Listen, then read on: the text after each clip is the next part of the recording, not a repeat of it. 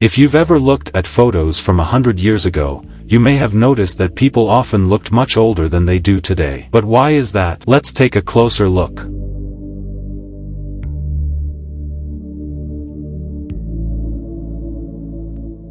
In the past, people had much different lifestyles and work patterns than we do today. Many people worked manual labor jobs that were physically demanding and often outdoors, leading to a more weathered appearance at a younger age. In contrast, many modern jobs are less physically demanding and are performed indoors, which can lead to a more youthful appearance. In the past, access to medical care and technology was limited, and people often experienced more health problems as a result. Without modern medicine and technology, people in the past often had more wrinkles, lines, and age spots, which contributed to a more aged appearance. In the past, different cultural norms and beauty standards also influenced how people perceived aging. Wrinkles and gray hair were often seen as signs of wisdom and experience, and were not necessarily seen as negative.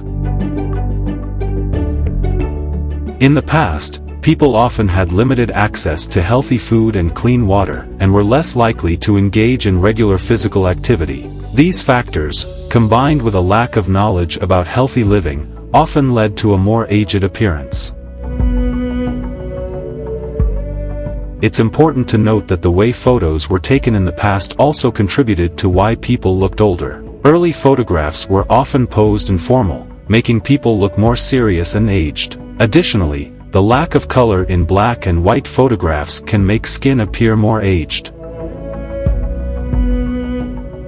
In the past, aging was often viewed as a natural and inevitable part of life, and people accepted the changes that came with it. Today, however, aging is often seen as a negative and something to be fought against. Advances in medical technology and beauty treatments, as well as changing cultural norms, have led people to view aging in a different light. With this in mind, it's important to understand that our perception of aging and what it means to look old has changed greatly over time. By exploring why people looked older in the past, we gain a deeper appreciation for the ways in which our society and culture have evolved.